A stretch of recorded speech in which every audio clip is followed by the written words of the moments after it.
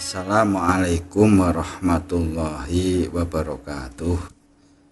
Bismillah, alhamdulillah, wassalatu wassalamu ala rasulillah wa ala alihi wa sahbihi wa mawalah, amma ba'd. Para santri digital yang saya banggakan, kesempatan pertemuan kali ini kita akan melanjutkan mengkaji kitab Wasyiatul Mustofa yang pada minggu atau pekan yang lalu sudah kita mulai pertemuan pertama. Untuk itu mari kita melanjutkan pada pertemuan kedua ini, dan yang perlu kita ingat adalah niat kita untuk mencari ilmu dan selalu untuk mencari ilmu. Selain itu juga semaksimal mungkin, sebisa mungkin kita mengamalkannya agar supaya ilmu itu benar-benar bisa sebagai wasilah atau perantara kehidupan kita selamat fid dini wad dunya wal akhirah. Allahumma amin. Para santri-santri digital yang saya banggakan, untuk itu mari kita lanjutkan pengajian kitab Wasyiatul Mustofa yang telah kemarin saya sampaikan, yaitu wasiat dari baginda Rasul Muhammad Sallallahu Alaihi Wasallam yang diwasiatkan oleh putra mantunya atau menantunya, yaitu Sayyidina Ali bin Abi Thalib, menantu dan juga sahabat dan juga termasuk sepupu dari Kanjeng Nabi Muhammad Sallallahu Alaihi Wasallam. Itu mari kita langsung saja kita teruskan. Bismillahirrahmanirrahim. Qala al-musannifu rahimahullahu ta'ala wa nafa'ana bihi wa bi ulumihi wa bi karamatihi bid-dharain amin.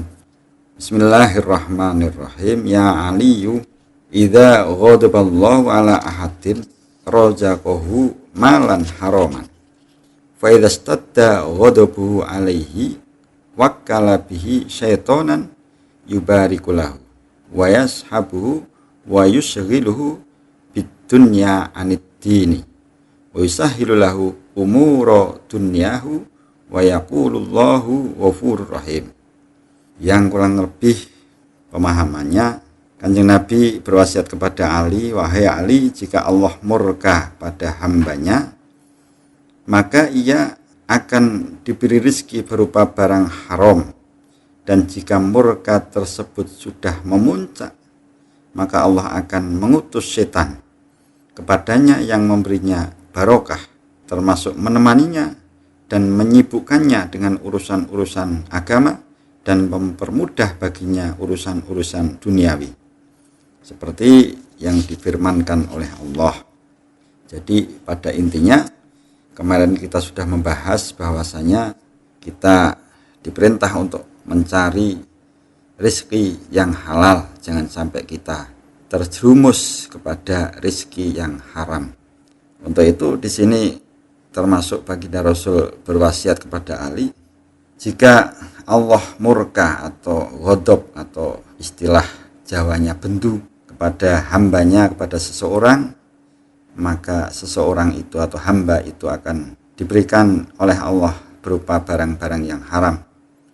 Dan ketika murkanya itu memuncak atau bendunya benar-benar, maka Allah akan mengutus setan, akan memerintahkan setan kepada hambanya tersebut untuk memberikan berkah atau menemaninya atau menyibukkannya dengan urusan-urusan agama, sehingga hamba tersebut tidak akan mau menjalankan agama dan akan diberikan oleh Allah lewat setan tersebut untuk memudahkan atau terlena untuk urusan-urusan duniawi.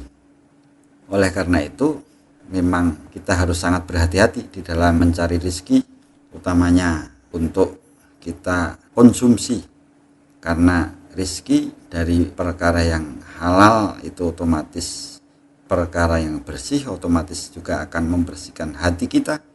Ketika hati bersih, insya Allah semua yang muncul dari kerentek, dari niat, dari hati nanti akan menjadi barang yang atau perkara yang baik. Begitupun ketika rezeki dari perkara atau dari barang yang haram otomatis akan mematikan hati, seperti yang kemarin dibahas, akan membunuh hati. Otomatis ketika hati itu mati, tidak akan bisa hati itu mempunyai niatan untuk berbuat kebaikan. Selanjutnya, santri-santri digital yang saya banggakan, tadi sudah disampaikan Allah berfirman yang diteruskan dengan wasiatnya Kanjeng Nabi, ya aliyu ma safaru ahadun tolibal haram masyan illa kana syaitanu qorinahu wala raqiban illa radifahu wala jama'atun malan haraman illa akalahu syaitanu wala nasiyahadun ismallahi ta'ala indal jima'i illa syarakahu fi waladihi. Wadhalika qawluhu ta'ala wa syarikhum fil amwal wal aulad wa'id. Firman Allah tadi disampaikan oleh baginda Rasul yang kurang lebih artinya setiap orang yang berjalan kaki untuk mencari harta haram, maka setanlah yang menjadi temannya. Jadi setiap orang yang mencari perkara yang haram, tidak ada lain yang menemaninya adalah setan.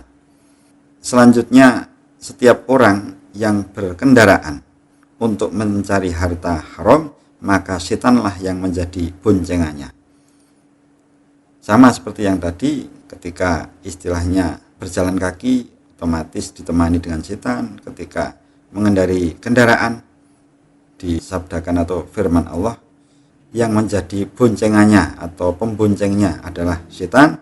Dan juga setiap orang yang lupa untuk menyebut nama Allah ketika melakukan hubungan intim, maka setanlah yang menyertai putranya. Jadi ketika suami istri melakukan hubungan intim tidak menyebut asma Allah, maka oleh Allah akan dijadikan setanlah yang menyebutnya. Jadi harus hati-hati di dalam mencari perkara yang halal. Jangan sampai mendekatkan atau mendekati perkara-perkara yang haram. Demikianlah firman Allah, dan setan akan menyertai harta dan anak mereka. Bismillahirrahmanirrahim. Selanjutnya kita teruskan para santri-santri digital yang saya banggakan.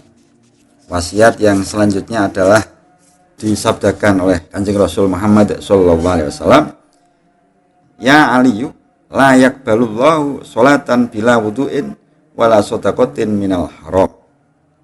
Yang artinya kurang lebih, wahai Ali, Allah tidak akan menerima salat tanpa wudu dan sodakoh dari barang yang haram. Gusti Rasul Kanjeng Nabi Muhammad SAW berwasiat kepada Sayyidina Ali yang menerangkan Allah tidak akan menerima sholatnya orang yang tanpa wudu. Artinya orang sholat kok tidak keadaan suci, itu sholatnya akan sia-sia, artinya tidak diterima oleh Allah Subhanahu wa Ta'ala.